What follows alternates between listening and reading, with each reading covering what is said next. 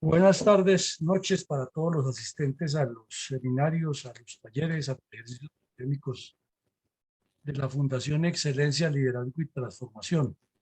Hoy jueves 4 de mayo de 2023 a las 18 horas 6 de la tarde hora de Colombia, nos reunimos en este espacio virtual para tratar un tema muy interesante y que está de moda y que tiene que ver con el objetivo que llevaba el señor Petro en su viaje a España.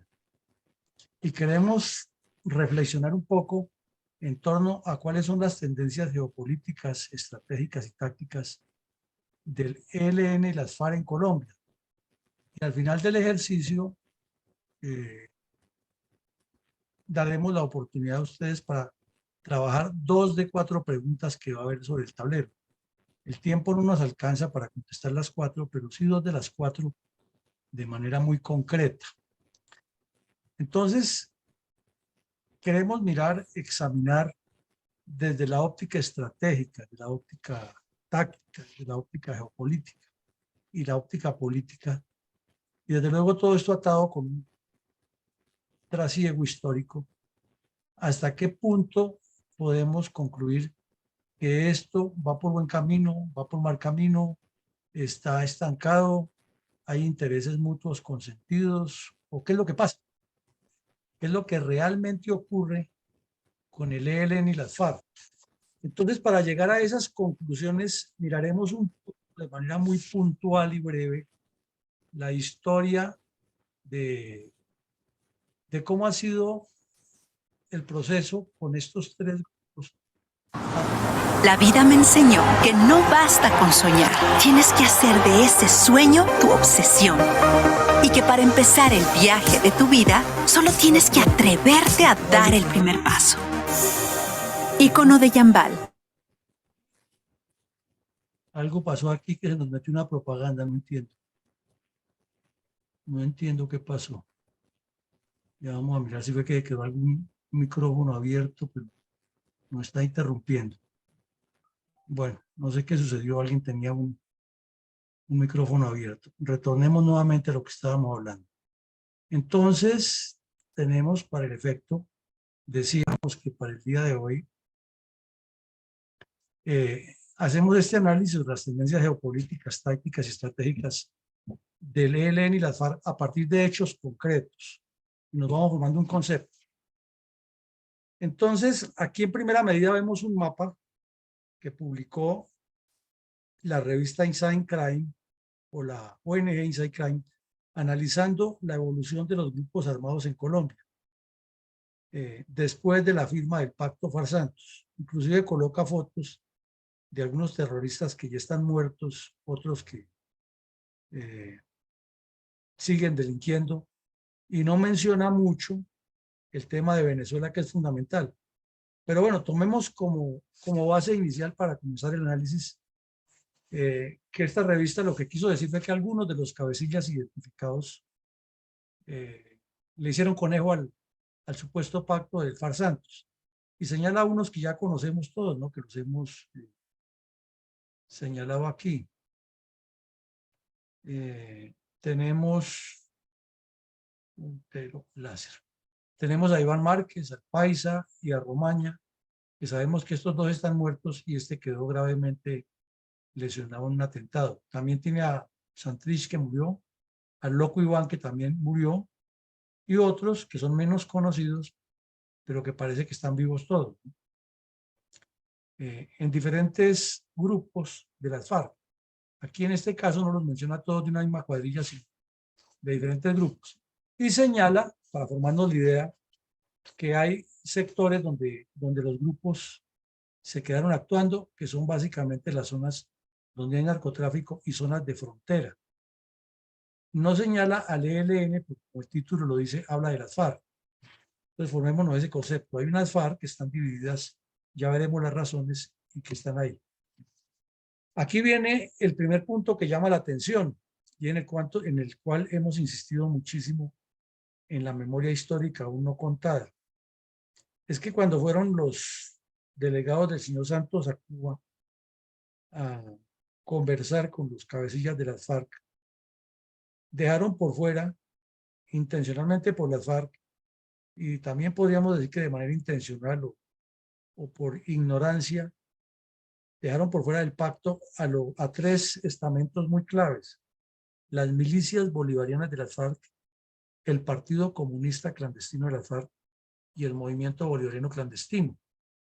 Son tres instancias mediante las cuales las FARC se han sostenido a lo largo de los últimos 30 años y que por razones que no son claras no fueron incluidos en el pacto ni por ningún lado se mencionan en las 310 páginas de imposiciones de las FARC al desgobierno de Santos. Entonces, si estos sujetos quedaron por fuera, ahí está explicado por qué están las guardias campesinas e indígenas ahora, son los mismos, por qué el control de las zonas del narcotráfico lo tiene, entre comillas, las comunidades, por qué se organizan esas azonadas permanentes contra fuerzas militares y de policía en las zonas donde hay operaciones. También nos queda claro por qué Cali se convirtió en el epicentro de toda esta violencia. Y nos queda claro por qué el narcotráfico, las FARC y Venezuela, el narcotráfico de Colombia y Venezuela, con la dictadura de Maduro y el cartel de los soles, tienen una relación tan sólida y tan estructurada. Al mismo tiempo, explicaría también la razón por la cual la minería ilegal sigue siendo rentable para diversos grupos armados y no se puntualiza que las FARC tienen una incidencia grande en eso o que sus ingresos se derivan en forma importante de la minería ilegal. Entonces, si alguien que conozca la mecánica de las guerrillas en las zonas de acción se pregunta, bueno, ¿y entonces quién está controlando esos ingresos? Porque el grupo armado desde luego tiene presencia, pero esa presencia se les convierte en un riesgo si están muy expuestos, muy visibles. Tiene que haber una entidad o un ente de contacto con ellos que maneje los controles. Y esas son las milicias bolivarianas y el Partido Comunista Clandestino. Porque el movimiento bolivariano clandestino tiene un poco más de incidencias en las ciudades. No es que no haya en el campo, lo hay, pero es en las ciudades donde se mueve.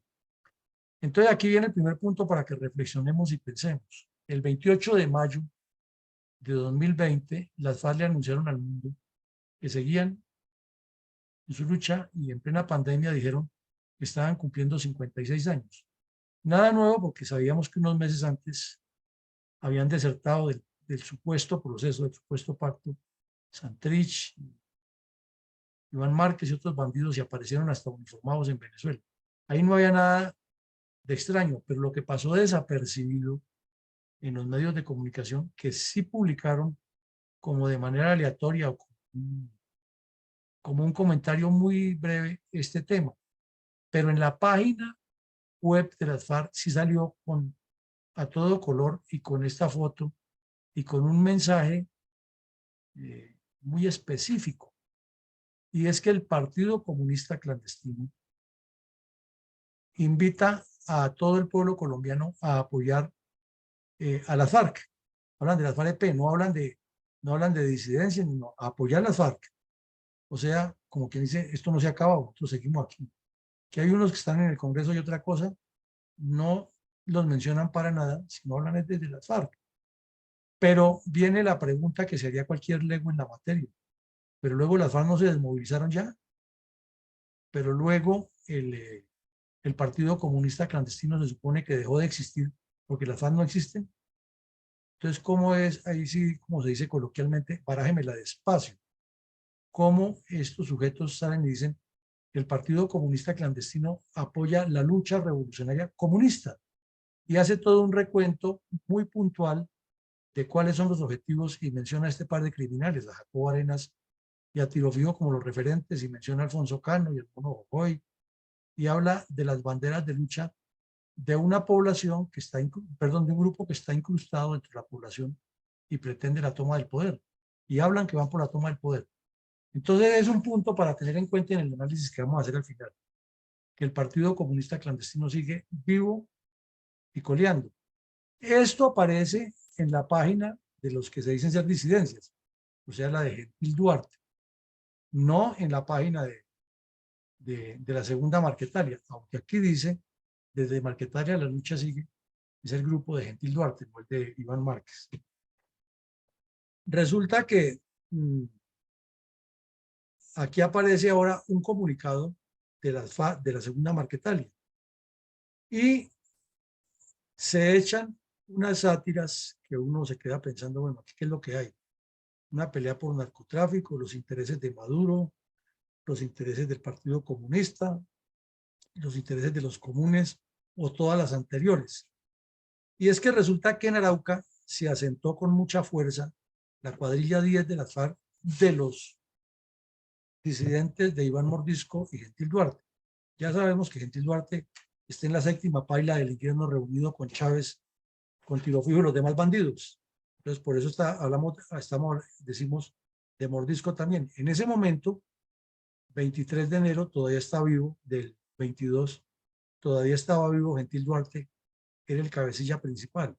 Entonces, estos que se dicen que son segunda Marquetalia, que tenemos ahí, a Santrich, a Iván Márquez, al Paisa y a otros bandidos, escriben este comunicado. Y este comunicado va directamente enfocado contra la cuadrilla 10ª de las FARC en Arauca y advirtiéndole a los moradores de Arauca que la 10ª cuadrilla de las FARC trabaja en llave con la DEA. Miren ustedes eso, que trabaja con el gobierno colombiano y que lo que tiene es un pacto para acabar con el movimiento insurgente. Paralelamente a esto, la narcodictadura de Nicolás Maduro publicó internamente un documento en el cual los llama los paramilitares colombianos. No dice que eso es la 10ª cuadrilla de la FARC. Entonces, si recordamos, para esa época, Salud Hernández fue hasta allá y entrevistó a un bandido de gafas que fumaba muchísimo. Se nota que estaba muy nervioso en la entrevista y que todo el tiempo que lo entrevistó Salud, el tipo apagaba un cigarrillo y prendía el otro. Ese bandido dijo que ellos eran las verdaderas FARC y que tenían problemas porque los estaban persiguiendo. Y sí, de hecho, en esos días hubo en Arauca mucha información de que la segunda Marquetalia con el ELN se había unido para atacar a la cuadrilla 10ª de las FARC. Y hubo identificados 32 muertos que se encontraron en toda la zona de Arauca. Y paralelamente, Iván Márquez publicó este documento con Santrich, con los que estaban ahí en el momento. Entonces, la deducción que queda es que como este grupo, el 10º Frente, unos meses antes había tenido unos combates con la Guardia Venezolana y les causó bajas y el ejército venezolano. Entonces, Iván Márquez y el ELN le estaban haciendo era un favor a la narcodictadura venezolana de venir a combatir a quienes habían atacado a sus socios. Esa es la conclusión que saca cualquier lego en la materia. Pero en el fondo hay otro problema, que es el narcotráfico, que allí se mueve mucho narcotráfico, se mueve mucho dinero oscuro de secuestros y de remate a un grupo de la segunda Marquetalia se le encuentran unos documentos muy comprometedores entre los que dicen las siguientes cosas para tener en cuenta en nuestro análisis hoy. Que Iván Márquez estaba encabezando una actividad para unir a todos los grupos dispersos de las FARC que quedaron después del pacto FARC-Santos. En segunda medida, que hay gente importante, y la dan con nombre propio no, sino con señalamiento propio, que están en el Partido de la Rosa y que están trabajando con las FARC. Tercera medida, que el problema que hay en el Putumayo con la cuadrilla Carolina Ramírez hay que resolverlo cuanto antes y que la idea es integrar Cauca, Putumayo, Nariño en un solo bloque y todo alrededor del narcotráfico, porque allí es una zona muy productiva y no pueden por estar peleando perder esa fuente y multiplicar la zona. Quinto, dicen que en la zona de la Uribe y alrededores, mesetas, con tendencia hasta Neiva, hay un movimiento grande de gente que la maneja un bandido que le dicen Lozada, uno de estos bandidos que supuestamente no se desmovilizó porque todavía no está claro, y que ese bandido tiene mucha fuerza y que él tiene la tarea de unir a los de ambos grupos en esa zona y extender todo el corredor desde Venezuela hasta Nariño. Y por último, queda muy claro que las FARC le dieron dinero a los jóvenes que salieron en Cali a destruir la ciudad orientados por los comunistas y los vándalos. Inclusive mencionan ahí que el Paisa estuvo en Medellín y en Cali hablando con esa gente y que les dio algunos dineros y los comprometió a trabajar en la lucha armada. Entonces, como vemos, es todo un conjunto. Esto no es sencillo y no se va a resolver de la noche a la mañana porque hay muchos intereses. Pero bueno, este es otro elemento que nos queda para el análisis. Vamos para un nuevo elemento para el análisis que tenemos al final. Es que hace unos 4 días, 5 días, comenzó a circular con mayor fuerza en los medios de comunicación un comunicado que produjo la Segunda Marquetalia. ¿Y por qué hacemos el énfasis? Porque en apariencia, con la muerte de Santrich, con la muerte de Paisa y de otros bandidos, se supondría que la Segunda Marquetalia cayó y que perdió fuerza y que inclusive el comisionado de paz fue hasta Venezuela y habló con Márquez. Él dijo que ha sido en territorio colombiano, pero parece que Márquez está muy afectado de salud por el atentado que le hicieron en medio de su vendetta de bandidos. Entonces se supondría que la Segunda Marquetalia está golpeada, pero claro, tienen presencia en todo el país y tienen dinero en el narcotráfico y el respaldo de Maduro, y eso es otra cosa, ¿no? Para que todos esos analistas que salen por ahí en televisión y en la radio, que hablan de lo divino y lo humano, no especulen, sino que vayamos sobre hechos reales. Y este comunicado dice que las FARC reviven la cuadrilla 53 en la zona del Sumapaz y alrededores, en el páramo al oriente de Bogotá y toda la parte oriental de Cundinamarca, descendiendo al Casanare y al Meta. ¿Qué es lo complejo aquí? Entonces nos devolvemos un poco a la reflexión primera que hicimos.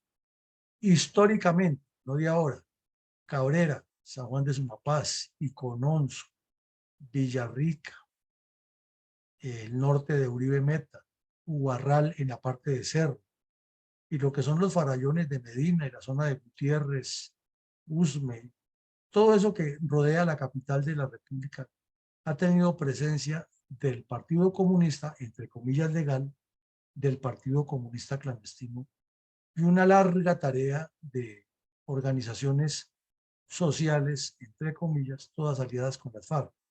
Como eso quedó por fuera del pacto FARC-Santos, quiere decir que las FARC quedaron vivas y coleando en la región, y que lo que esas estructuras hacen es muchísimo más importante inclusive que el grupo armado, porque el grupo armado va, viene, causa el daño, se mueve, causa la desazón, pero quienes tienen controlada la zona son esos del Partido Comunista Clandestino y las milicias bolivarianas. Y como ya nos quedó claro, en Cuba no se disolvieron ni se desarmaron, y nos queda más claro que esta zona de Pasca, el oriente de Fusagasugá, Cabrera, San Bernardo, Icononso, etcétera, son regiones, son sitios donde desde hace 70 años está el Partido Comunista ahí, presente. Inclusive, para información de todos, eso eran zonas de terratenientes en la época anterior a la llegada de Juan de la Cruz Varela, y esas zonas se quedaron, fueron invadidas, fueron expropiadas y crearon sus propias comunidades agrícolas, y hoy la manejan con mucha más asiduidad, inclusive con extensión horarial y hacia el oriente del país. Y por eso el enclave del Duda, que son límites entre Meta y Cundinamarca, abajo en el páramo Sumapaz, está y ha estado siempre en poder de esa gente. Cuando el ejército lo sacó de ahí en Casa Verde, lo que hizo fue desalojar a la fuerza armada, dijéramos, a la guerrilla, al grupo armado, pero no sacó a los milicianos ni sacó a la organización social que tiene allí estructurada. Entonces puede que duren 5 o 6 meses sin venir, que no los vean, que el ejército tiene ya controlado y censado, y sí, pero es que esos son de las FARC y no lo dicen. Esa es la estructura clandestina que se llama Partido Comunista Clandestino, Milicias Bolivarianas y Movimiento Bolivariano Clandestino. Entonces, la última gran operación la hizo la Quinta División, por ahí en el año 2009 tal vez, cuando el Mono Jojoy envió hacia Sumapaz a Mariana Pérez, que fue muy famosa en la zona de distensión, que era aquí la fundación hicimos un programa completo contando quién era esa señora y el tiempo que llevaba en la guerrilla. Era hija de un sindicalista comunista y ella también desde la juventud militó ahí. Entró de una vez derecho a trabajar en un banco y se hizo miembro de se hizo miembro de la, del sindicato, y como integrante del sindicato comenzó a conseguir información de clientes con buenos recursos y las FARC extorsionar hasta que se sintió pillada. Se voló y se fue para la selva. Ya se convirtió en, entre comillas, educadora y luego radista de las FARC y ideóloga. Y cuando perdieron Cundinamarca, el Mono Jovoy la envió a ella y a otros bandidos a que vinieran a reorganizar, y la quinta división lo dio de baja en el Sumapaz. Eso fue lo último que se supo de una presencia activa. Luego hubo mucha información que pasaban, que venían, el mismo estilo de toda la vida. Pero ya ahora fueron ellos los que publicaron este comunicado. Y no lo publica la Iván Mordisco, que sería la más grande, sino lo publica es la segunda Marquetalia. Y al revisar los que integran la segunda Marquetalia, el bandido que hizo toda su carrera delictiva en esa zona se llama Julio Rincón, alias Nelson Robles. Y ese estaba en Venezuela con Iván Márquez. Entonces se supone que él regresó y ese bandido sí conoce perfectamente a quién es que hay que extorsionar en Bogotá, las empresas, cómo se mueven los contactos urbanos, cómo se entrelaza Boyacá, Casanare y Cundinamarca, porque es que lleva casi 40 años en el mismo sector. Solo que después de la firma del pacto, Juan Santos se replegó hacia Venezuela a manejar coca allá, pero todos sus contactos, todos sus conocidos, toda la zona que ha caminado durante 3 largas décadas está ahí en Cundinamarca. Entonces, es obvio que es él. No dicen ellos quién es, pero es ese, Nelson Robles. Y que a la cuadrilla le ponen el nombre de Romaña. ¿Por qué? Pues porque primero Romaña murió en una vendetta en Arcos, ya no está vivo, entonces se le puede colocar el nombre. Y segundo, porque Romaña era el partner de él. Romaña, mientras Nelson Robles extorsionaba y secuestraba y mataba en la parte alta del Sumapaz, Romaña salía a la carretera medio Bogotá-Villavicencio y hacía los retenes, y era el cabecilla de la cuadrilla 53. Luego, cuando hubo la ofensiva de Uribe, la cuadrilla 52, que era la que dirigía Robles, se unió con la 53 y se replegó un poco hacia el oriente. Esa es la parte que nos queda claro. Y luego, pues, supuestamente se desmovilizan y este se va para Venezuela. Ahora revive esa cuadrilla, es obvio que es él, Nelson Robles. Ahora que vemos aquí otro mapa que nos muestra de los tantos que se han publicado, porque es que son muchos los mapas que se han publicado de las distintas supuestas disidencias. En este mapa, el Heraldo de Barranquilla publicó que eran 23 grupos y 1.800 bandidos, y demuestra cada una de las zonas donde están con diferentes colores. En realidad no es nada nuevo, lo que pasa es que aquí los mete todos en un paquete, pero llama la atención también que el Heraldo no menciona para nada lo que hay en Venezuela, que es muy importante porque son las estructuras que dirige. Inclusive para esa época, Gentil Duarte estaba en Venezuela, y también estaba Iván Márquez. La pregunta clara sería, ¿y por qué iba Gentil Duarte el que estaba en Venezuela? Pues como lo dijimos en alguna entrevista con Claudia Gurizati, es que el que realmente conocía la zona y la dominaba era Gentil Duarte. Si había un bandido que tuviera el control del narcotráfico entre la Orinoquía colombiana y Venezuela, era Gentil Duarte, porque él era el cabecilla de las cuadrillas que el Mono Jojoy tenía dedicadas a hacer el traslapo fronterizo y el control del narcotráfico. Entonces, aquí muestran varios de los cabecillas, y señalan en el mapa regiones donde están creciendo esas supuestas disidencias. Y ya hablan que son 23 cuadrillas y tenían 1.800 disidentes. Esto es más o menos 2017, 18. No había tanta precisión en la diferenciación entre Segunda, Marquetalia y Duarte, sino eran como que los nombraban a todos y los metían en ese paquete, y nos vamos formando el concepto de que las FARC en general no cumplieron el acuerdo. Aquí avanzamos un poco y ya en el 17, a finales de agosto, comienzos de septiembre, la revista Inside Crime ya los pone de una manera mucho más definida en el terreno. Y entonces vemos, por ejemplo, que la cuadrilla de Gentil Duarte tiene todo el control de Guaviare, López, Guainía y parte del Meta.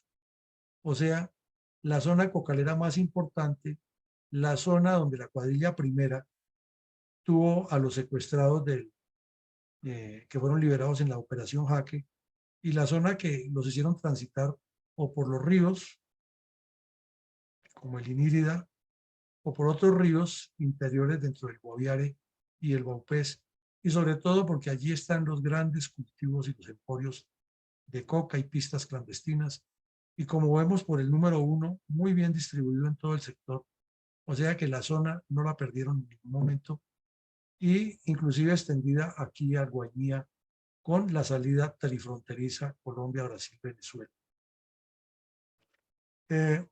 Por otro lado muestra que aquí está la cuadrilla 10, que también es dependiente de Mordisco y en ese momento de este sujeto, de Gentil Duarte, y muestra que controla todo el departamento de Arauca. Igual la 16, que fue mucho tiempo la cuadrilla del Negro Acacio, que tampoco se desmovilizó, tampoco entró en el proceso, o muchos de esos, inclusive aquí sí la muestra con uno de los grupos en Venezuela. Sabemos cómo va girando gradualmente la cosa.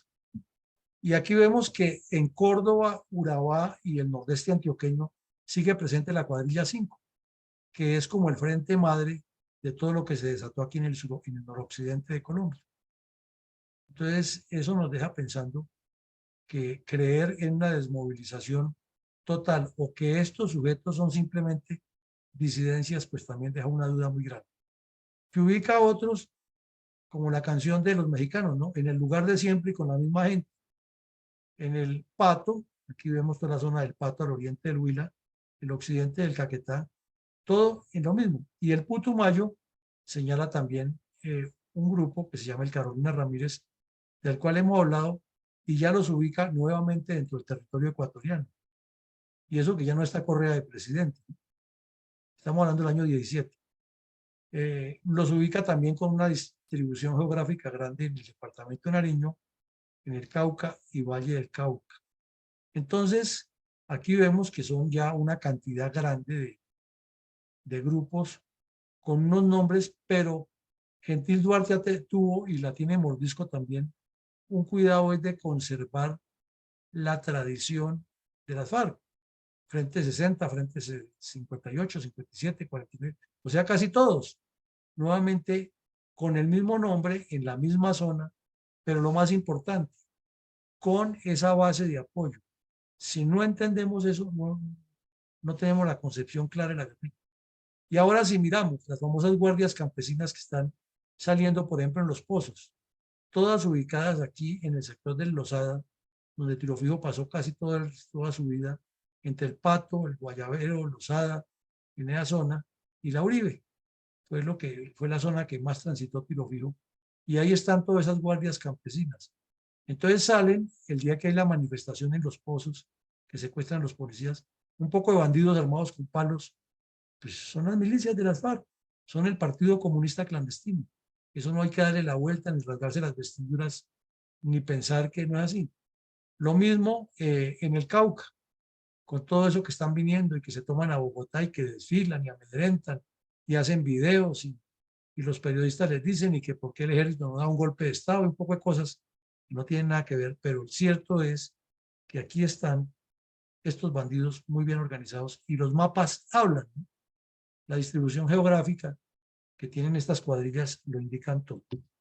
Ahora vamos aquí a otro tema, y es que ya saltamos al año 2020, ya estamos en plena pandemia, y el portal Infobae, que mantiene muy bien informado, recibe unos informes de inteligencia del ejército colombiano, del Estado colombiano, en el cual dice que ya son 4.600 bandidos de las FARC, y que por lo menos ubicados hay 2.600.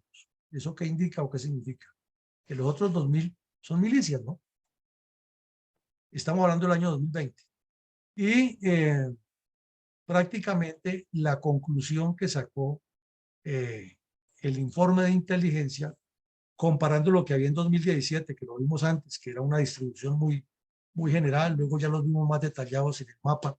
Y aquí ya en el 2020, la institución o el servicio de inteligencia le facilita a los medios una información que le dice, por lo menos nos queda claro que se han duplicado. Entonces ahí viene la pregunta, ¿cuál desmovilización hubo? ¿No? Y siempre con esa marcación de que ellos son las verdaderas FARC y el respaldo de esas milicias bolivarianas. Resulta que pasa todo el periodo de la pandemia y hubo muchos combates, muchos, del ejército contra la Segunda Marquetalia, del ejército contra el ELN, del ejército contra grupos estos de bandidos de Gentil Duarte, etcétera. Y entre ellos también hubo varios combates. Pero aquí aparece algo novedoso. Es que el 2 de noviembre, ya siendo presidente Petro, las disidencias de Duarte lo critican muy duro. Entonces uno no sabe si es un estratagema, si es que realmente se atacan, y eso es lo que vamos a tratar de despejar al final entre todos. Y sucede que dicen, ya no son la Segunda Marquetalia. Acuérdense que la primera que dijo eso fue la Marquetalia. Ahora es al contrario los que dicen los otros. La Marquetalia dijo que la cuadrilla décima de las FARC andaba con la DEA y con el Estado colombiano y que estaba persiguiendo al ELN y persiguiendo a la Segunda Marquetalia. Y la conclusión que nos quedó en ese tiempo era que era el clavito que tenía dentro, en ese momento, el señor Maduro, porque esta disidencia le había golpeado fuertemente a la Fuerza Armada venezolana.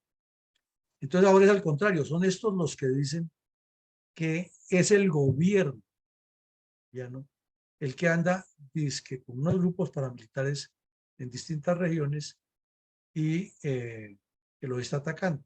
Llama muchísimo la atención, porque es que ya no lo están diciendo a Duque, se lo están diciendo a Petro. Estamos hablando de noviembre del 22, ya Petro es el presidente, tiene 3 meses en el gobierno. Entonces uno se queda pensando, bueno, ¿aquí qué es lo que hay? Un juego dialéctico, una verdadera división o una manipulación de estos sujetos para que les den más de lo que quieren, porque saben que el afán de Petro es firmar un proceso de paz a como dé lugar para que le den su premio Nobel de Paz y hacer la asamblea constituyente y a ellos ofrecerles un espacio en la constituyente, pero ellos quieren mucho más. Quieren que les den espacio en la constituyente y que les entreguen el gobierno porque están convencidos que es por ahí. Entonces queda la duda. Si en ese estratagema de estos sujetos que, como dice el informe de inteligencia, son apenas 2.600 armados y 2.000 armados con fusiles y los otros milicianos, ¿está o no está pegado el Partido de los Comunes, que tiene más fuerza y tiene más gente, que inclusive la mantiene armada? Pero lo único que hicieron fue sacarlos del monte y luego mantenerlos armados, que es que como escoltas de todos los bandidos que son los jefes. Entonces, es una reflexión para analizar más a fondo, ¿no? No para especular per se, sino para analizar qué es lo que puede estar pasando ahí. Entonces, otra cosa que llama la atención es que vimos en el mapa anterior que esta disidencia de las FARC es fuerte en Guaviare, Arauca, Guainía, Vaupés, Caquetá y parte del Huila. Inclusive son los responsables de cuando Petro llevaba como 15 días de presidente, no recordamos cuántos, asesinaron a 7 policías ahí en Neiva. Entonces, ¿qué es lo que llama la atención? Que los que hacen este comunicado público señalando a Petro de ser supuestamente paramilitar y que su gobierno está mintiendo, son los que están en el Cauca, que es o que son los leales a Gentil Duarte y que es a quienes Iván Márquez los tiene en la mira para atraerlos en una sola FARC y que ha venido trabajando muy duro, como explicábamos ahora, de lo del Putumayo, el Caquetá y Nariño. Entonces, hay que dar esa duda. ¿Qué es lo que hay detrás de eso y qué rol está jugando Maduro? Porque a la vez Maduro se ha reunido ya varias veces con Petro y se supone que es el que les va a facilitar que todo esto se desarrolle. Se sobreentiende que aquí el negocio del narcotráfico acaba con cualquier lealtad, pero hay algo más, tiene que haber algo más, que es lo que no nos ha quedado claro. Ahora, si miramos, es de este grupo que en el 22 le dijo a Petro que era un paramilitar y que no sé qué, el que intencionalmente le permiten enviarle un helicóptero a recoger unos bandidos allí en el Cauca, y esos bandidos se suben al helicóptero y todo un pueblo despidiéndolos y todos los niños con camiseta blanca, que generó tanto debate. Entonces es de pensar qué puede haber detrás de todo esto, que no es simplemente que hay una división entre esos bandidos y que Petro ya los tiene a todos enfocados o enfilados para hacer la paz total. Bueno, viene otro, ahora hablemos de otro grupo, el ELN. Colocamos inicialmente esto porque es lo que está de moda. 2 de mayo del 2003, o sea, hace 3 días, se reinicia el tercer ciclo en Cuba. Y este bandido que se ha caracterizado por ser cínico, descarado, mentiroso, pero siempre manteniendo una actitud pausada, nunca cambia de tono de voz, siempre se declara víctima y siempre dice que lo que están haciendo ellos en forma de acción violenta es una respuesta de una lucha popular, que la única forma que se resuelve es cuando el Estado les cede a todo lo que ellos piden. Entonces, desde diciembre, cuando Petro salió con la mentira monumental de que ya había cuadrado con todos los grupos criminales una paz total y que en el 2023 ya iniciaba como un remanso de paz y de miel y maná, y al otro día lo desmintieron los bandidos. Se ha hablado del cese al fuego y ya llevamos 5 meses, casi del año, 4 meses largos, y no ha habido ningún cese y se sigue debatiendo, y que ahora sí se reúnen en Cuba para volver a hablar de eso. Y entonces, claro, al mirar dónde está el fenómeno o el problema, es que el ELN llega a pedir el oro y el moro, y a cada cosa que le dicen le ponen una traba porque tienen un esquema montado, y es la que queremos hacer el cuestionamiento. Estos tipos duraron 4 años dándole la vuelta a Juan Manuel Santos entre Quito y Caracas, y otros 4 allá, gracias a la debilidad de Duque, que no rompió relaciones con Cuba, allá se quedaron felices de la vida organizando, y allá estuvo Petro y duró 3 meses con ellos reunido, cuando Petro era senador, y se voló de Colombia sin ninguna autorización y se quedó en Cuba 3 meses con el cuento del COVID, y estuvo con ellos hablando de lo divino y lo humano. Pero una cosa fue lo que hablaron, otra cosa es lo que los tipos ya están pidiendo. Y es lógico porque ya le midieron el aceite. Ese afán desaforado que él tiene del premio Nobel les conviene a ellos para ganar espacio. Pero ¿qué necesidad hay de entregar las armas si pueden ganar mucho más manteniendo las armas y presionando cada vez que les den una cosa pidiendo otra? Eso es lo que uno deduce. Entonces este delincuente dice que es que tiene que ser medible y evaluable, y que se tenga en cuenta que es un cese preliminar, no el fin del conflicto. O sea, la misma payasada de La Habana con las FARC, la misma payasada con ellos. Y luego dice que sí, que tienen que inventarse un cese al fuego, pero que no sea tan estricto, porque entonces, porque como dicen los costeños, porque ajá, entonces ¿qué es lo que están cuadrando?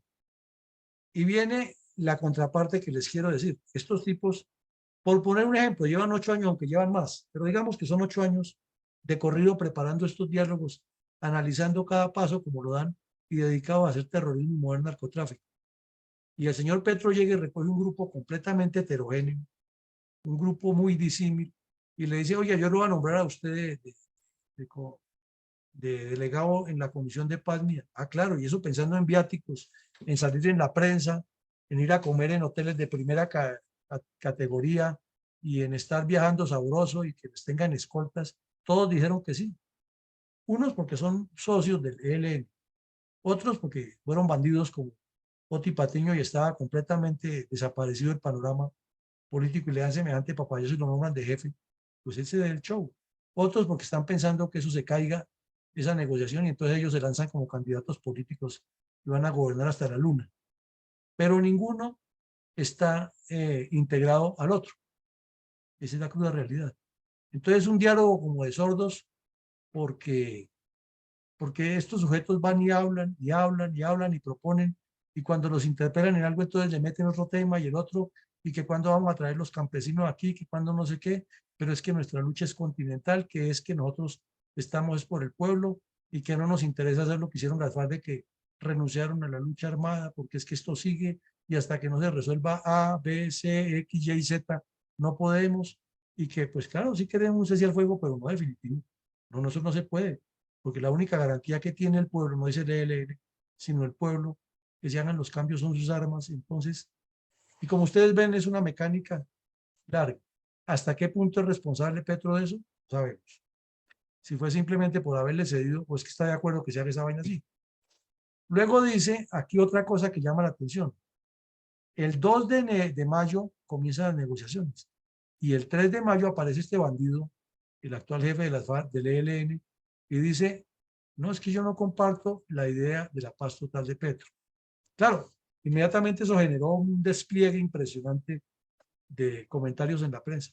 Pero si vamos a ser realistas, es que lo han dicho desde el principio. Desde el principio, desde antes de comenzar conversaciones en diciembre lo dijeron. ¿Cuál es el tema del ELN para decir eso? Porque dicen un montón de cosas, pero ¿dónde está el foco? Es que Petro dijo, y inclusive en el decreto dice así, que con todos los grupos criminales. Y el ELN dice, no, nosotros no somos grupo criminal y tienen que cambiar ese decreto. Y tienen que decir que una cosa es la negociación con el ELN y otra con el Clan del Golfo y otra con las FARC. Porque el ELN quiere asumir ahora una posición moralista de que ellos sí son revolucionarios y en cambio los otros son bandidos. Pero hay una cercanía muy grande de la segunda Marquetalia con el ELN y con la narcodictadura de Maduro. Es como un triángulo allá aparte, que están exigiendo muchas cosas, porque Maduro no va a dar una puntada sin dedal y menos va a hacer algo distinto a lo que le digan los cubanos, que son los que lo dirigen. Es que Maduro tiene que salir del problema en que está, de que lo consideran un gobernante paria, que apoya el terrorismo, que le quitaron todo el control de los activos de PDVSA en el exterior, que no puede robar a dos manos como quiere, y fuera de eso que hay 50 países en el mundo que dicen que no es un presidente legítimo. Entonces él tiene que quitarse ese estigma y está jugando también sus cartas de que no vamos a hacer todo esto a cambio de nada. Y entonces Petro le sale con la suya, queda el líder de Latinoamérica y él no va a quedar mirando un chispero. Es un juego de intereses lo que hay ahí. Entonces, si vamos en honor a la verdad, el ELN sí ha dicho desde el principio que no está de acuerdo con la paz total, que ahora lo están utilizando como un mecanismo de presión en Cuba y que le agregan la declaración del bandido anterior, con el cuento de que sí debe haber un cese de hostilidades, pero no el definitivo y que no debe ser tan estricto, o sea, nada. Y este le está diciendo que no está de acuerdo con la paz total, es porque quiere que el gobierno le ceda en la mesa, y eso sí no lo sabemos, pero lo han dicho, le cede en la mesa que tiene que haber un decreto por aparte, y entonces eso se le fraccionaría a Petro su idea de la paz total, y me imagino que él dice que no. Entonces es una pelea, son puntos bastante difíciles de manejar. Y lo otro es que frente a un contertulio que no conoce lo que va a negociar, ni que conoce la estrategia del adversario, pues ahí lo pueden tener dándole vueltas. Además que no les interesa que esto se resuelva rápido, porque si dice que se va a ganar $15,000 en un mes y que en un mes se termina la cosa, pues apenas se ganó $15,000. Pero si le dicen que va a durar 3 años ahí sentado como los que fueron a Cuba a ganarse $15,000 mensuales, pues hacen las cuentas. En 3 años me gano $600,000, $700,000. ¿Qué afán tengo de que esto se resuelva? Es que es una cosa increíble lo que nos está pasando. Bueno, ahora miremos aquí ya como país entrando al cierre de todas las, porque son muchas las cosas que pasan, pero queremos puntualizar.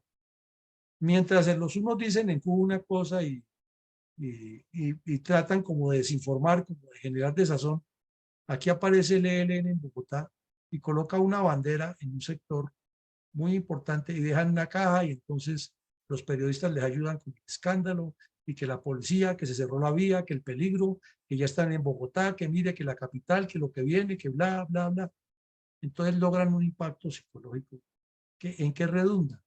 En que da la sensación de que definitivamente el gobierno no ha podido, que las fuerzas militares como están maniatadas y la policía también son incapaces y que ellos van ejerciendo un control territorial. Ergo, hay que negociar lo que ellos digan en Cuba. Entonces vemos que son golpes tácticos y de alto nivel que tengan connotación estratégica. Por eso aquí siempre insistimos en la Fundación que todo el que quiera hacer política en la reserva, hágala. Pero lo que haga, que tenga siempre un objetivo y un impacto político y estratégico. Si no lo tiene, está perdiendo el tiempo. Entonces salir en montoneras a gritar y a decir que Petro es malo, eso no produce absolutamente nada. Si logra un impacto mediático, a eso sí es positivo, porque ese impacto lleva a otro y a otro. Entonces el ELN sí lo hace con una maestría total. Hacen esas declaraciones, coordinan, y aquí en Bogotá colocan esa bandera y una caja que parece una bomba, y se arman el escándalo nacional. Y esto fue noticia de todo un día en los noticieros. Lograron un impacto para aprender, ¿no? Ahora miremos que por fin alguien publica la presencia de las FARC en Venezuela y del ELN.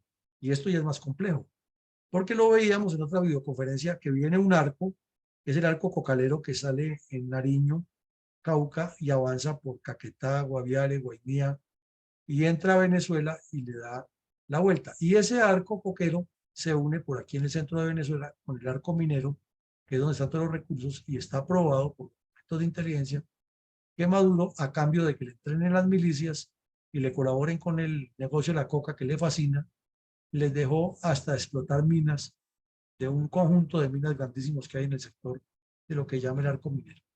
Y como notamos, toda la periferia colombiana, de los 2.200 kilómetros que tenemos de frontera con Venezuela, con excepción del norte del Catatumbo y parte de la Guajira y el Cesar, de resto todo está con presencia permanente de las FARC. No es que arriba no lo haya, porque en los documentos que le encontraron a este bandido, a Santrich, hay reuniones de bandidos de la FARC con alcaldes de Venezuela, de pueblos aquí del norte de Zulia, inclusive al otro lado del río Maracaibo, del Golfo de Maracaibo.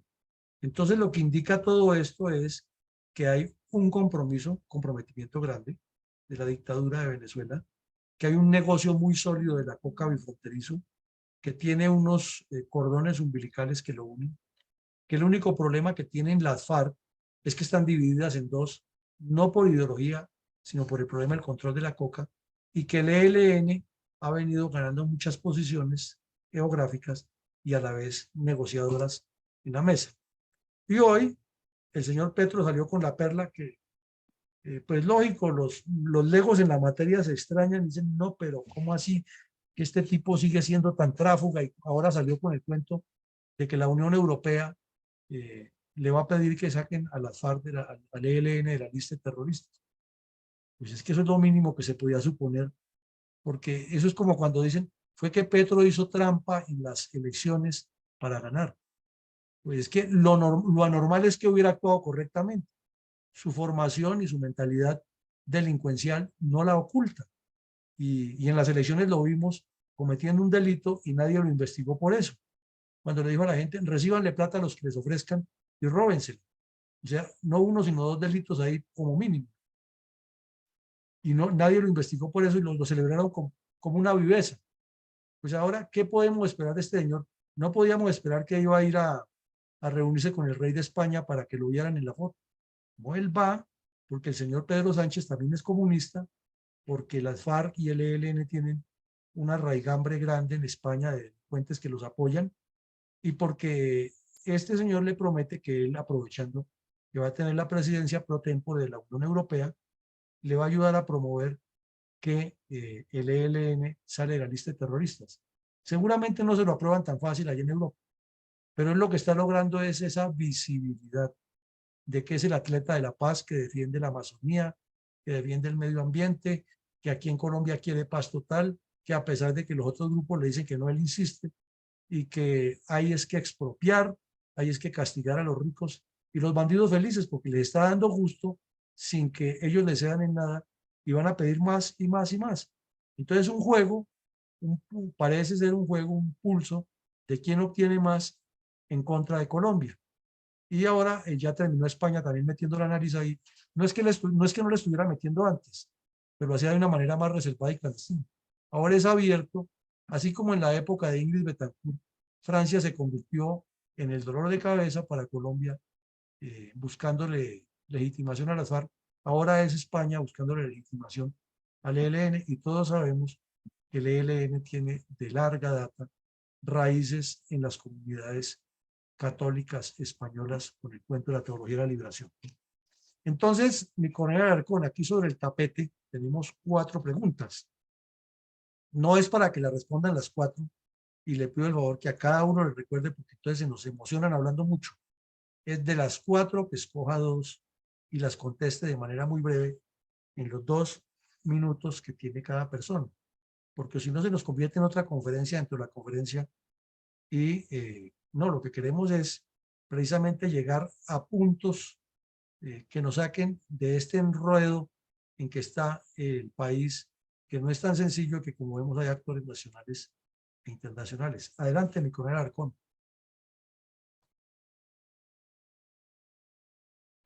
Perdón. Bueno, muy buenas tardes para todos. Entonces les voy a pedir el favor que quienes quieran intervenir primariamente levanten la manita y vamos sacando pregunta por pregunta para Pero esta 2 nomás, situación. no, mi coronel, de una vez, 2 nomás de las 4. No, no que cojan a contestar cada una y se demore media hora. No, 2 de las 4 y en forma muy concreta. Entonces tomaremos las 2 primeras. No, mi coronel, lo que quiera cada persona, pero 2 de las 4. Ah, bueno, ok. Ya tengo la mano levantada de Eli. Por favor, adelante. Muchas gracias, mi coronel. Buenas noches. De nuevo, yo escojo la 1 y la 3. En ninguna de las 2 hay nada. No creo en la paz total de ese señor y no creo que haya acuerdos VAR, ELN ni nada de los grupos. Muchas gracias. Muchas gracias. Un saludo especial para mi capitán Úsuga. Mi capitán Úsuga, le pedimos el favor de que abra su micrófono para que escoja sus 2 preguntas y intervenga en el día de hoy. Adelante, por favor. Se alista Ramón Marulanda. Gracias, mi coronel. Escojo la 1 y escojo la 4. Simplemente no lo va a lograr. Ya es más que evidente. Y va a tener la excusa de decir que no lo dejaron. Y la 4, Cuba y España juegan a lo que están, Cuba lo que está jugando hace más de 60 años y España lo que juega su gobernante actual, pero creo que Vox va a cambiar la situación en más temprano que tarde para el reino español. Y les cuento que acaba de caerse la elección de Roy Barreras. Acaban de anular la elección en el Consejo de Estado del presidente del Congreso, Roy Barreras. Ave María. Qué dicho. Gracias, mi capitán. Noticiota, gracias. Gracias, mi capitán. Adelante, por favor, Ramón Marulanda. Don Ramón, adelante. Muchas gracias, mi coronel. El acuerdo de paz, eso es una farsa, eso nunca va a resultar. Y las divergencias entre el ELN y los otros grupos, eso tampoco existe. Gracias, Ramón.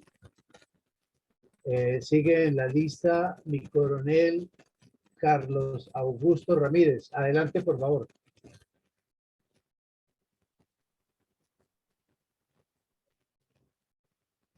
Vamos entonces con... Gracias, mi coronel. ¿Me escucha? Sí, señor. Adelante, por favor. Es una falla. Gracias, mi coronel. Buenas noches a todos. Buenas noches, mi coronel Villamarina, a todos los asistentes. Con base de lo expresado por mi coronel y esos valiosos análisis que presentó, yo creería que esas 2 preguntas las tengo visualizadas y es lo mismo de lo mismo. Ese es protagonismo global. Esa es la expansión del socialismo, unos acuerdos que totalmente no se van a dar, esa paz total no se va a dar. O sea, no va a lograr nada porque pasó lo mismo que Estados Unidos, veámonos a América. Hizo el oso, o sea, fue y hizo una presentación cantinflesca y ya Biden se expresó y le dio la espalda. Acuerdos no van a haber ninguno, o sea que eso siempre va a ser lo mismo de lo mismo y todo va a terminar en cero. Entonces, con ayuda de Dios, yo creo que todo va a estar mejor y pues tenemos que unirnos y sacar adelante a Colombia. Muchas gracias, mi coronel. Gracias, mi coronel Ramírez. Adelante, por favor, Eduardo Patiño. Dos preguntitas, dos de las cuatro. Buenas noches. Buenas Bueno, noches. dentro de las dos preguntas yo me alinearía por la primera, que si logrará Petro la paz total, no creo que la logre porque 4 años es muy poco tiempo para lograr un proceso de paz en la paz que realizó el expresidente Juan Manuel Santos con las FARC. Fue una paz a medias, o sea, fue más de forma que de fondo. La tercera, que si habrá acuerdos entre las FARC, el ELN, Petro y el SM, ¿qué será? SMS, bueno, no me acuerdo. Si habrá acuerdos con estos grupos, yo tampoco creo que vaya a haber acuerdos con estos grupos. No creo porque, pues, no, es decir, no hay como una claridad en cuanto a las agendas de los grupos. Hay mucha diversidad de grupos, hay grupos de extrema izquierda, de extrema derecha, y más bien yo pienso que los grupos armados lo que quieren es ganar tiempo con eso. Y yo pienso que Petro no va a poder, porque es demasiado y el que mucho abarca poco aprieta. No creo que lo vaya a lograr. Y como digo, 4 años es muy poco tiempo. Tendría que buscar una reelección y el pueblo colombiano no está dispuesto, no es la voluntad del pueblo colombiano en reelegir a Gustavo Petro. Gracias. Gracias. Tiene la palabra Elías Ortiz. Gracias, mi coronel. Buenas noches. Buenas noches. Preguntas 1 y 2. La paz total de Petro es un espejismo que están tratando de vendernos hace rato, porque lograr la paz con estas guerrillas y delincuencia organizada tan experimentada y estructurada militarmente y con fuentes de ingreso muy definidas, narcotráfico, extorsión, secuestro y demás, eso es ahí un saludo a la bandera. Entonces, por ese lado, nada. Son reales las divergencias ELN-Petro. Eso es básicamente un juego de palabras y lo que le está regalando Petro a estos grupos es el elemento más valioso, que es el tiempo, y con eso se están fortaleciendo militarmente y también en el ambiente, en el ámbito internacional. Gracias, Víctor. Muchas gracias. Tiene la palabra iPhone de Toshiba.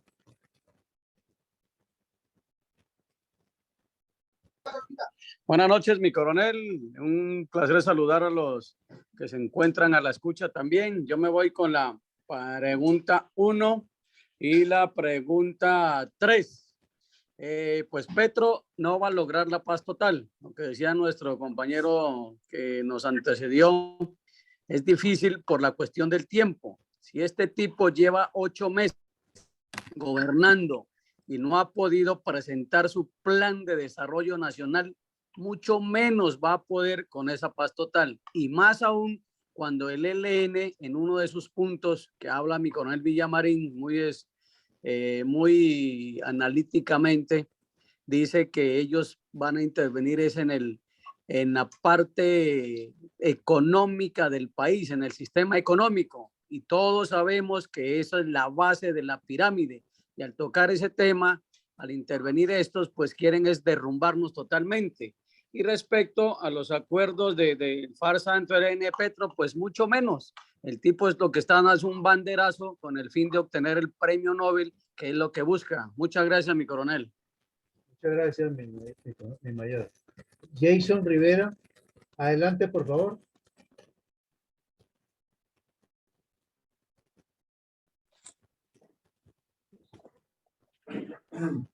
Y se alista, por favor, José Ricardo Martínez. Jason, adelante. Adelante, José Ricardo, ya que estás ahí. Sí, señor, buenas noches para todos. Importantísima la actualización de ese historial de la delincuencia que nos hace el coronel Villamarín, como siempre, con su precisión y sus puntos neurálgicos y perfectos para que los podamos entender, aún inclusive quienes por mucho tiempo hemos estado de pronto al lado de nuestras funciones como como juristas o como servidores públicos en beneficio del orden. Y ahorita estamos viendo semejantes cosas que sucedieron aún estando uno en sus funciones que no pudo haberlas digerido. Yo me voy por el punto primero y el cuarto, siguiendo a nuestro decano en Derecho y jurista insigne de nuestra comunidad de la Fundación, el doctor Úsuga, y me refiero a que hay un término que se ha empleado que, así como dicen que no hay, que van a buscar la paz total, se puede decir la paz total es utópica, inalcanzable. Ese es el cambio de cultura, un cambio de costumbres, un cambio de políticas, un cambio de economía, un cambio de la persona humana, y eso es utópico. Y el punto cuarto, pues Cuba negocia con todos los que estén en contra de la democracia, así surja mañana o pasado mañana surja otro país de nuestra América, que surja un en México, que surja un Panamá, que quieran caer y en contra de la democracia, y está Cuba. Es una pareja permanente. Y España es porque el momento que vive con un gobernante que está en su cuarto de hora, pero como dice el magistrado Úsuga, naturalmente no sabemos y es muy probable que no vaya a repetir ni él ni el sistema que está defendiendo. Muchas gracias. Muchas gracias, José Ricardo. No sé si ya Jason Rivera está listo. O si no, nos vamos con... Buenas noches, mi coronel. Hágale, hermano. Buenas noches, mi coronel. Buenas noches a todos los participantes. Mi coronel, escojo la pregunta número 1 y la número 3, mi coronel. La número 1, mi coronel, no estoy de acuerdo. Creo que no lograría Petro la paz total en Colombia. Pienso que este tipo de negociaciones están haciendo con grupos delincuentes y eso es imposible, hacer acuerdos con grupos delincuenciales en Colombia, mi coronel. Muchas gracias a todos. Gracias. Tiene la palabra Víctor Carvajal. Víctor Carvajal. Gracias, buenas noches para la sala. Únicamente me voy a referir al primer punto. ¿Logrará la paz total Petro? No la va a lograr porque cada grupo, cada movimiento tiene unos objetivos y unos intereses diferentes.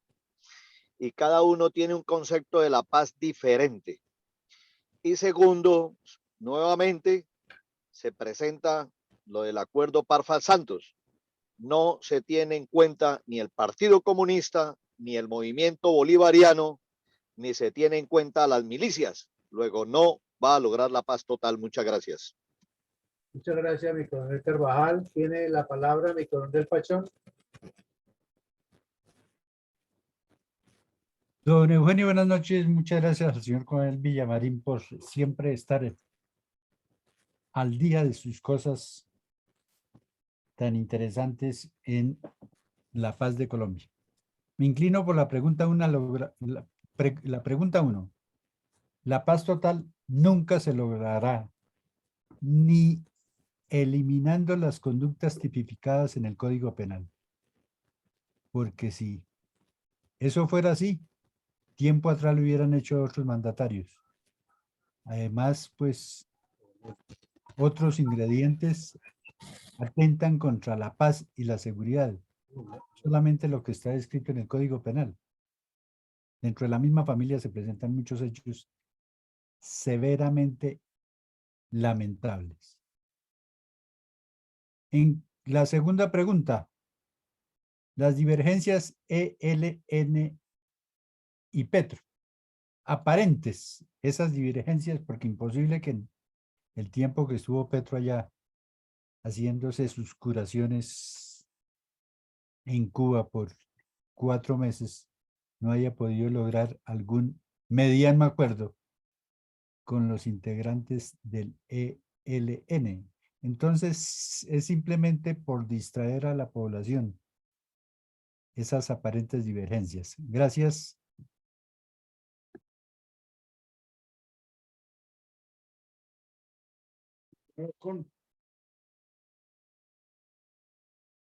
Saludo especial para mi general Vázquez, que nos acompaña desde Facebook, y para mi coronel Fernando Orteaga, que veo que aquí no tiene micrófono en el día de hoy.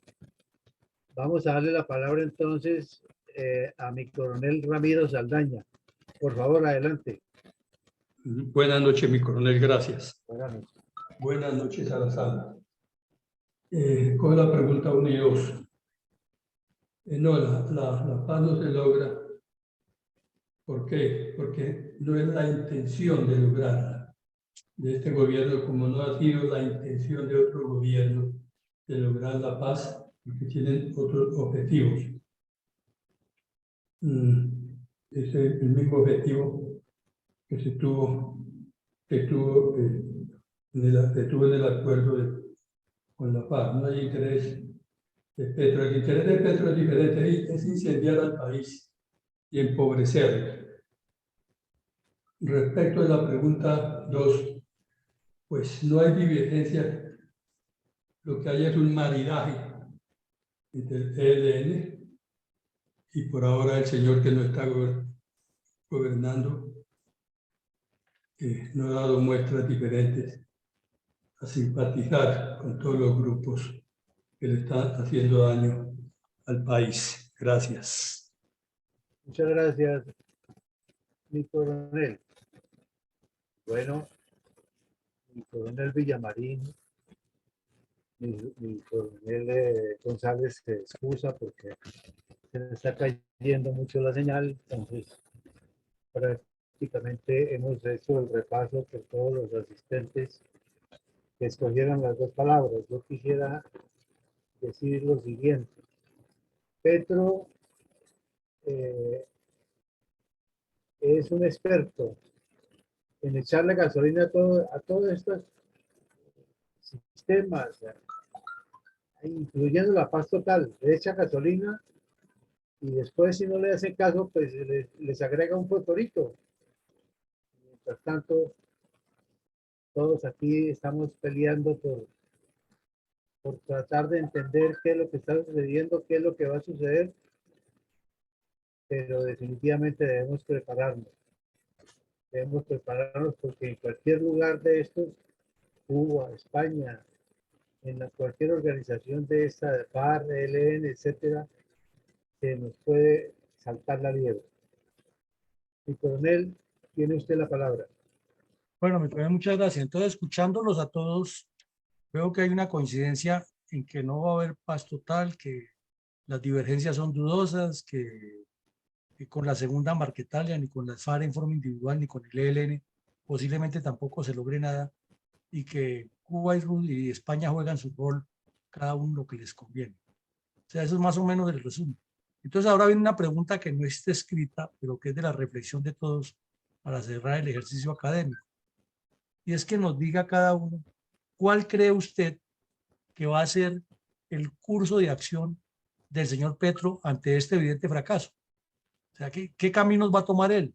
Porque no se va a quedar quieto. Si ya estamos analizando aquí de manera desapasionada, que esto no le va a funcionar como lo está montando, ¿cuáles son las decisiones que va a tomar?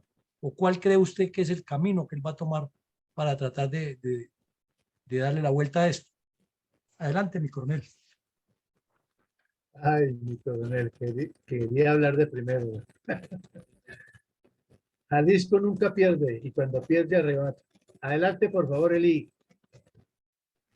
Bueno, muchas gracias. Yo creería que en la ruta que él seguiría es la que ha trabajado desde hace muchos años como guerrillero, terrorista, meter terror. No hay otra. O sea, o sí, se mete a las malas. Gracias. Gracias, Eli. Tiene la palabra mi doctor, mi capitán Andrés Úsuga.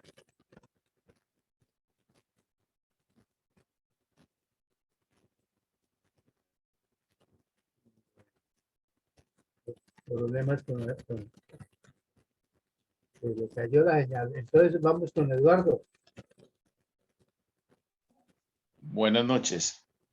Yo creo que, bueno, yo pienso lo siguiente. como dice el dicho, blanco es frito se come, gallina lo pone.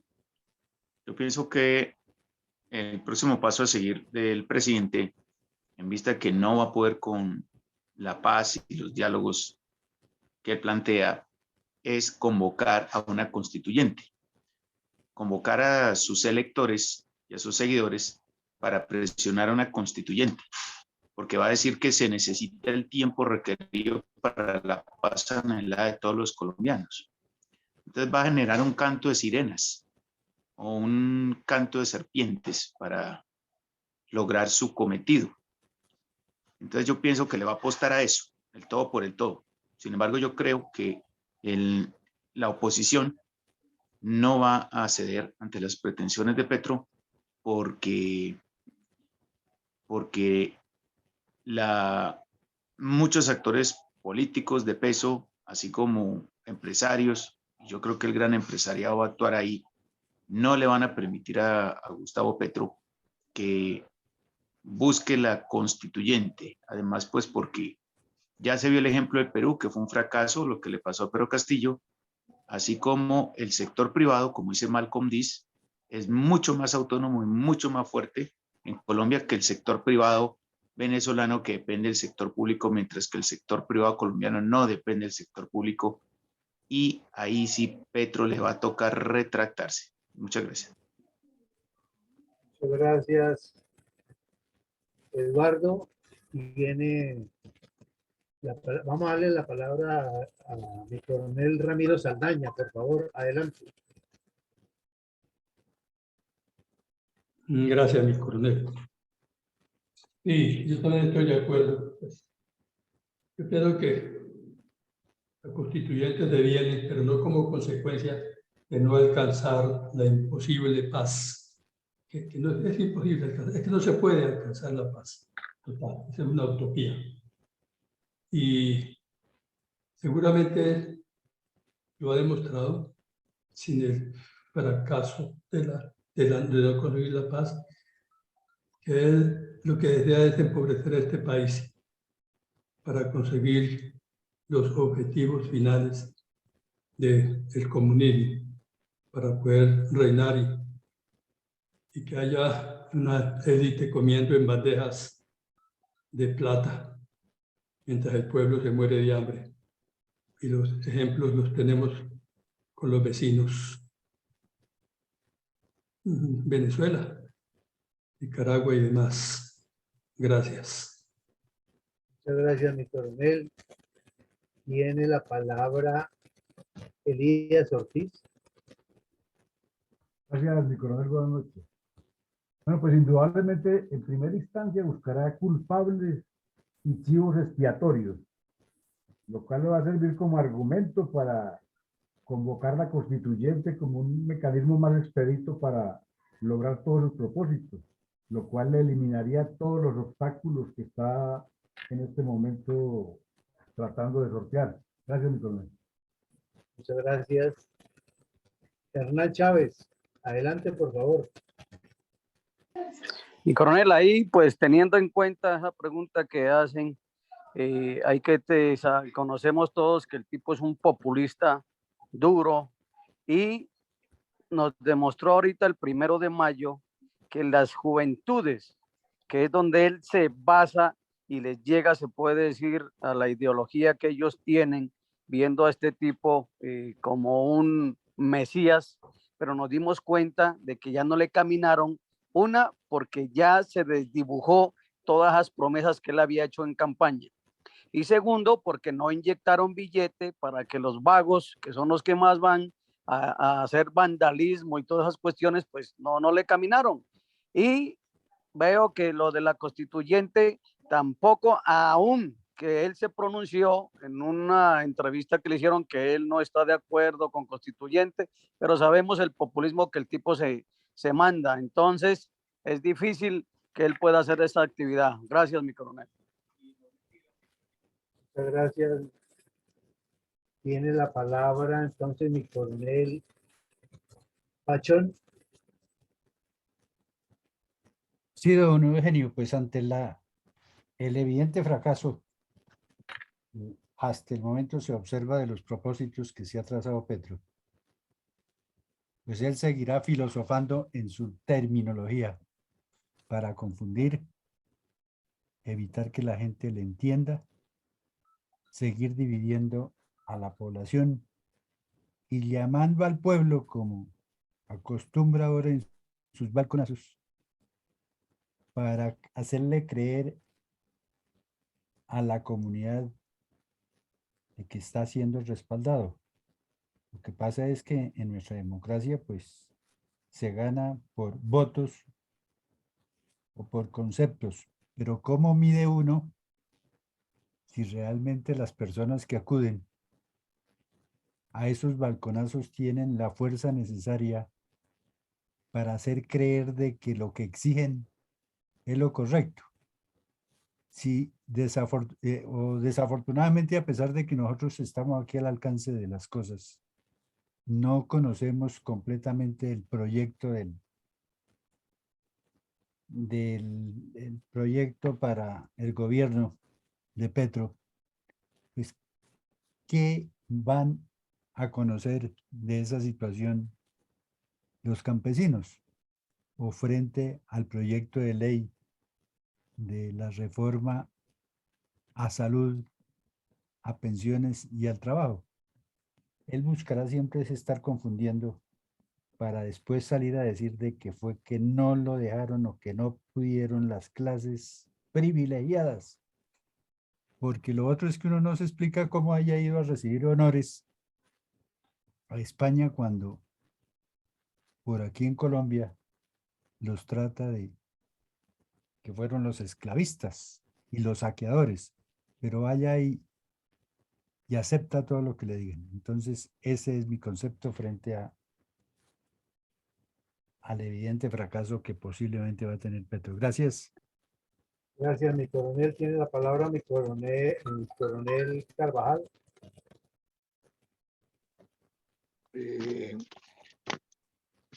Gracias.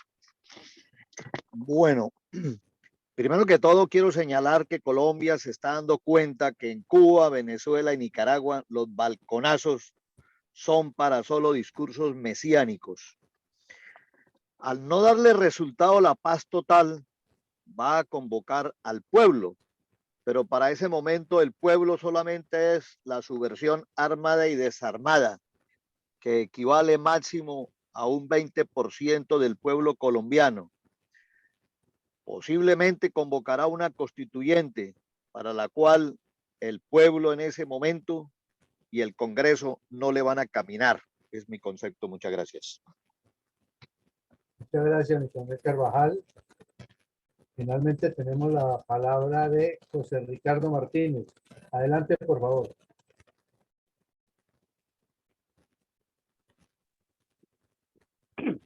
Sí, ¿me copian? Sí, señor. Muy bien. Adelante, por favor. Bueno, sí, señor, es que en mi concepto modesto, tiene que ser un proceso. A no obtener por este medio, en este momento, lo que persigue y lo que sigue de una paz total, no es que vaya a declinar en sus intentos. Es un proceso y lo que sigue puede que tampoco sea la constituyente, sino pues alguna instancia que una tendrá ya lista, pero es un proceso y sigue el proceso y en las otras elecciones nos descuidamos que llega otro con las mismas situaciones y así seguiremos por otros 60 años. Muchas gracias. Muchas gracias. Escúcheme que me faltaba Jason Rivera. Por favor, adelante. Bueno, mi coronel, la paz total, eso implica para el gobierno de Gustavo Petro asumir grandes riesgos políticos y de seguridad. De verdad que es un tema bastante complejo. Y el de pronto de no alcanzar la paz total, él supongo que aplicará otra estrategia, como ahorita lo han planteado algunos compañeros, de convocar a una constituyente y llegar a ese de pronto ese cambio. convocar a una constituyente. Supongo que, o planteo esa posibilidad de aplicar ese tipo de estrategia. Muchas gracias. Muchas gracias.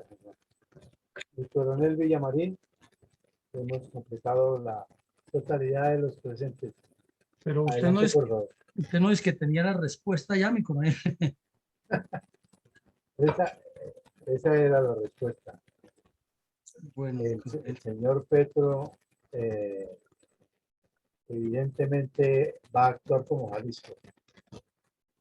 Nunca pierde y cuando pierde arrebata.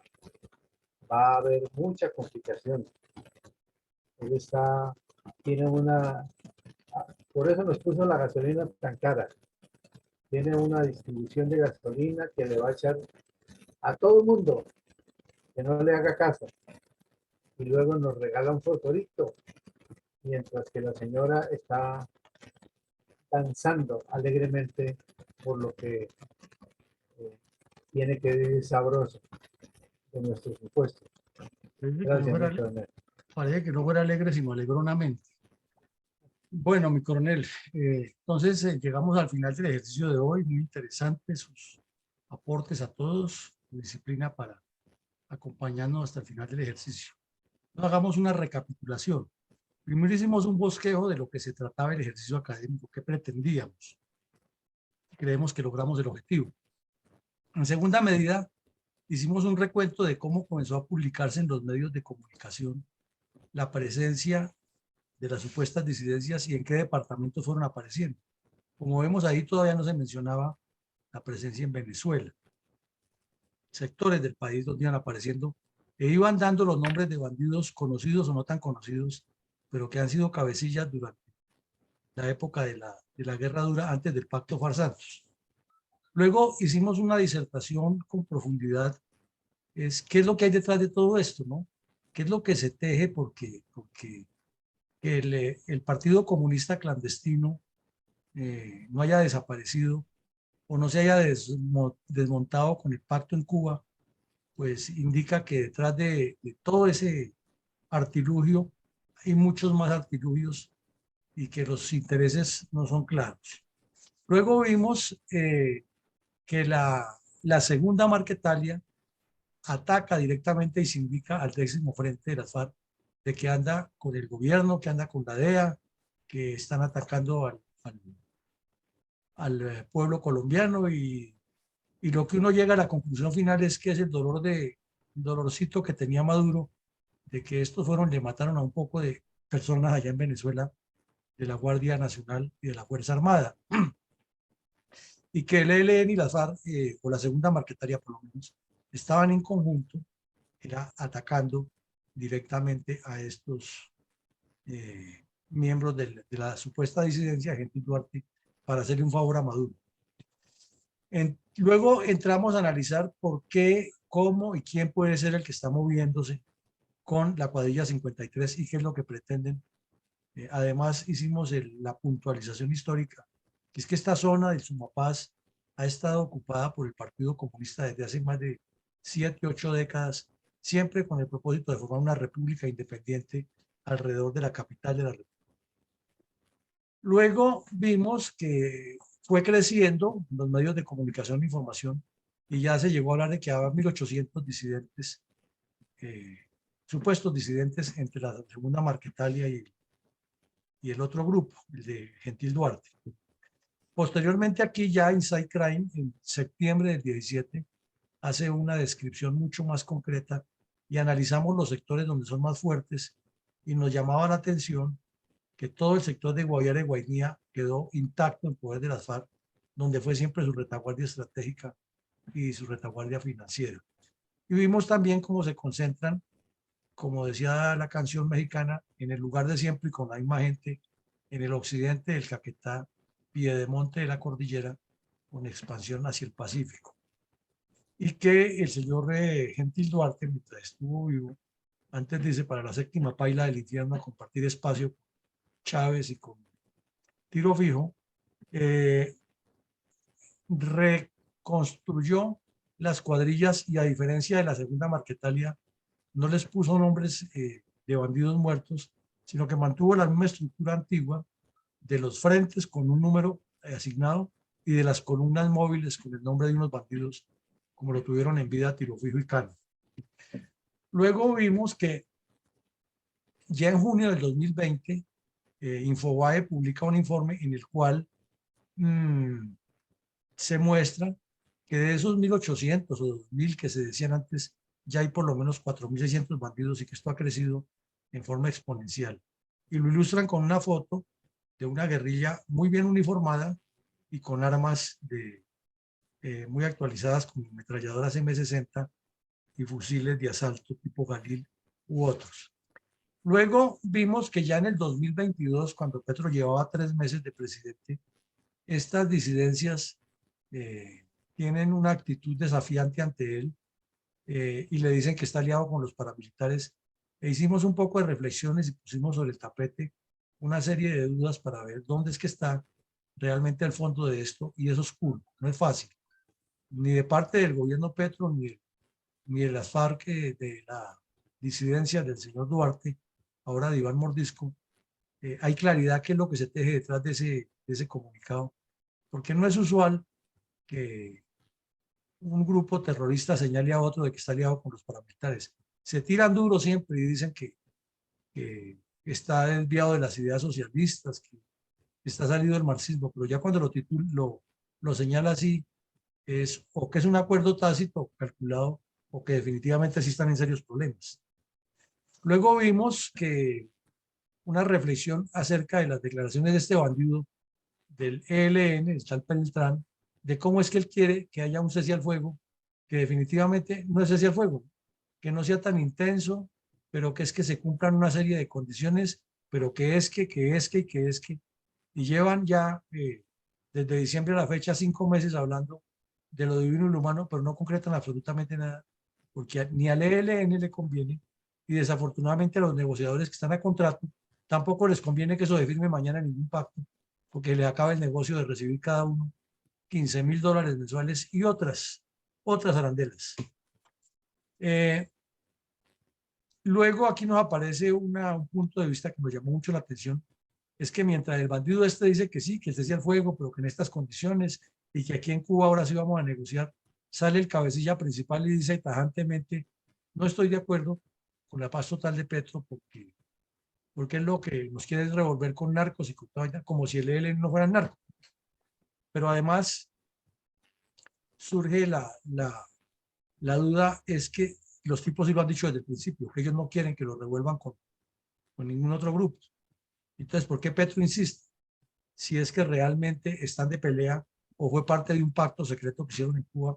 Ustedes dicen esto, yo digo esto otro, y seguimos ahí dilatando hasta que haya que forzar a una constituyente, y entonces todos nos ponemos de acuerdo. Es un curso de acción, ¿no? Pero hay muchos más. Pero todo cabe dentro de las posibilidades. Luego vimos el golpe mediático tan importante con dejar una bandera en un puente y con una amenaza de bomba, y lograr que los medios de comunicación todo un día le dieran esa trascendencia. Y puntualizábamos ahí que eso es precisamente lo que se debe hacer en política. No es hacer un acto monumental y de muchos gritos, pero que al final no le sale zoom, sino es causar golpes que produzcan impacto, que generen noticia, que generen atención pública, atención ciudadana. Y esto lo lograron, hay que reconocerlo, lo lograron y pusieron a todo el mundo en vilo de que ya el ELN esté en Bogotá. Luego vimos finalmente la ubicación de algunas cuadrillas en todo el borde fronterizo entre los dos países, cómo han crecido, cómo se han extendido, cómo pretenden formar un narco coquero con extensión a un narco minero y hacer todo un emporio socialista en connivencia con la narcodictadura de Nicolás Maduro. Y finalmente tocamos el tema de qué es lo que busca Petro allá con un gobierno de izquierda en España que es muy proclive al terrorismo comunista en Colombia. A partir de eso, entonces presentamos 4 posibilidades sobre la mesa y ustedes escogían cada uno 2 de las 4 y las contestaba de manera muy puntual, y lo hicieron con mucho juicio y mucha precisión, y sobre todo dentro del tiempo para que todos pudiéramos intervenir.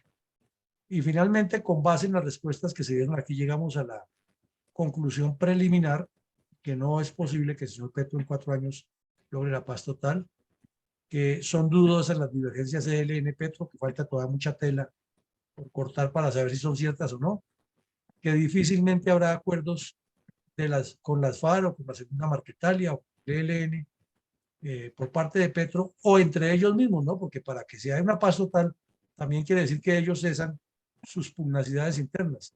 Porque ¿qué sacarían confirmar una paz con el gobierno si internamente se siguen persiguiendo y matando, como ocurrió con las FARC y el EPL en Urabá cuando se desmovilizó el EPL? Entonces, esa es otra parte que nadie menciona. Si supuestamente firmaran todos con Petro y entre ellos, porque entre ellos también hay diferencias y son de muerte y se tienen deudas y por problemas de narcotráfico, y todos sabemos que las peleas entre bandidos siempre son por el botín. Finalmente se hizo la pregunta de qué juegan Cuba y España, y entre los que les escogieron fueron claros. Cuba siempre será la madrina del terrorismo y España está en una coyuntura donde un gobierno comunista le juega a apoyar todo esto porque buscan universalizar el comunismo, que siempre ha sido un sueño de todos estos izquierdistas. Y a partir de eso, entonces llegamos a una pregunta que no está escrita, sino que es de reflexión de todos. ¿Cuál es el camino que asumiría Petro? Entonces ustedes dijeron que probablemente la constituyente, probablemente sacar los vándalos a la calle, pero que en síntesis es no se va a quedar quieto y no va a aceptar la derrota y le va a echar la culpa a la oligarquía, a los marcianos, a Júpiter, a la hinchada de Millonarios, a la de Santa Fe, a lo que sea, pero él le va a echar la culpa a alguien, siempre buscando tener una razón para revivir su proyecto. Pues bien, este fue el ejercicio. Creemos que hemos abierto mentes al análisis, que es lo que más nos interesa en el campo político, que no nos detengamos en lo primero que se nos ocurre, ni asumamos posiciones radicales porque sí, sino que miremos los escenarios, nos preguntemos. La ciencia siempre será a partir de preguntas. La pregunta es duda metódica, decía Descartes, y la ciencia avanza siempre dudando. Se tiene un paradigma demostrado que ya esto es lo último a lo que se llegó, pero siempre habrá quien se pregunta, ¿y si realmente es lo último? ¿Y qué pasa aquí? ¿Qué pasa allá? Y ahí surge siempre el enriquecimiento de la ciencia y del intelecto. Si todos los dirigentes políticos se dedicaran siempre a estar pensando qué va más allá, qué puede ser, y a preguntar y a dar respuestas, su ejercicio político profesional sería mucho más eficiente para el país y se alejarían de la corrupción y de todas estas componentes. Pero infortunadamente para los que son hábiles y preguntarles cómo va a ser el próximo negocio, cómo es que voy a hacer la próxima componente, no, si les funciona muy rápido la iniciativa, pero pensar en los escenarios que vienen dentro de la misma dinámica política no, porque se acostumbran que todo se resuelve al inmediatismo, a la última hora, y a que siempre habrá alguien que se sacrifica y pone el ejercicio.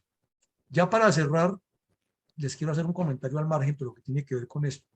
Lo que ocurrió hoy con el Consejo de Estado, no sabemos si después hay nuevos recursos o no los habrá, pero es un punto importantísimo para la oposición.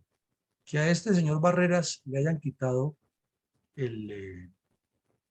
o le hayan desconocido, le hayan retirado la elección como senador por haber violado la ley colombiana y haber tenido doble militancia, tiene un peso específico supremamente importante en este momento histórico, porque él era el alfil que tenía con el tal Prada, Petro, para comprar toda la corruptela de la mal llamada derecha y a punta de mermelada cambiar el destino de Colombia hacia el comunismo,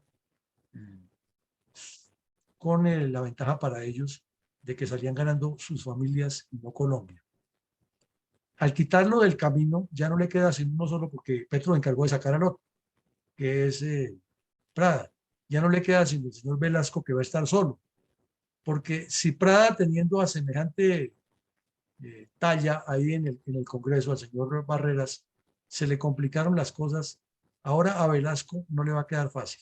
Pero eso no quiere decir que la batalla ya se ganó. Retomamos la frase del presidente Uribe, la culebra sigue viva. Y mientras la culebra esté viva, pica, ataca, asedia, embosca, espera en la sombra, golpea a traición, etc. Entonces, la las personas que están de este lado, que dicen que están de este lado y que dicen que quieren tener grupos y partidos y formaciones y cambiar el país y que son la verdadera derecha y un poco de cosas que le escuchamos decir, deberíamos estar pensando es en cuáles son los pasos que hay que dar aprovechando ese golpe, porque esto es como un juego de ajedrez. Aquí acaba de perder un alfil el adversario, ya es una ventaja sobre el tablero, pero si usted mueve mal los caballos y deja sus torres dando papaya, llega un caballo o otro alfil, el otro alfil que le queda se lo come y le hace un jaque y le hace perder la partida.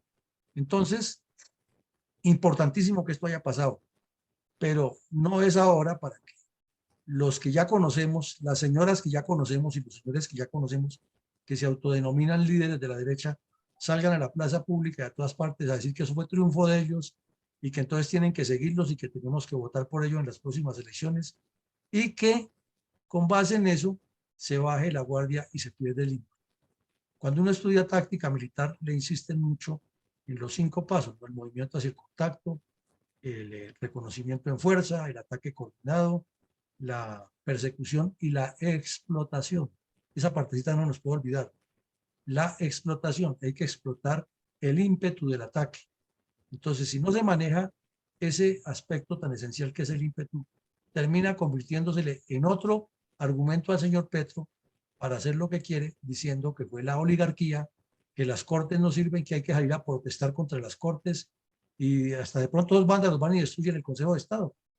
Y con tanto torcido que hay en la Corte Interamericana, seguro que mañana estará ya la denuncia que el Consejo de Estado no era facultado para remover al señor Roy Barreras, porque es que él fue elegido popularmente y nadie lo puede cambiar, y que ya hay una sentencia anterior que dice, puede que no esté en ese sentido, pero ustedes saben que los comunistas son muy hábiles para meter los dedos en la llaga y para manipular información y para utilizar la argumentación jurídica a su favor.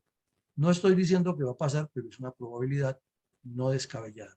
Entonces, un éxito para el país, pero no se puede perder el 5.º paso de la ofensiva, que es la explotación del éxito. Pues a todos, muchísimas gracias, muy amables. Ha sido una jornada bien enriquecedora. Que mi Dios nos siga bendiciendo y proteja y salve a Colombia.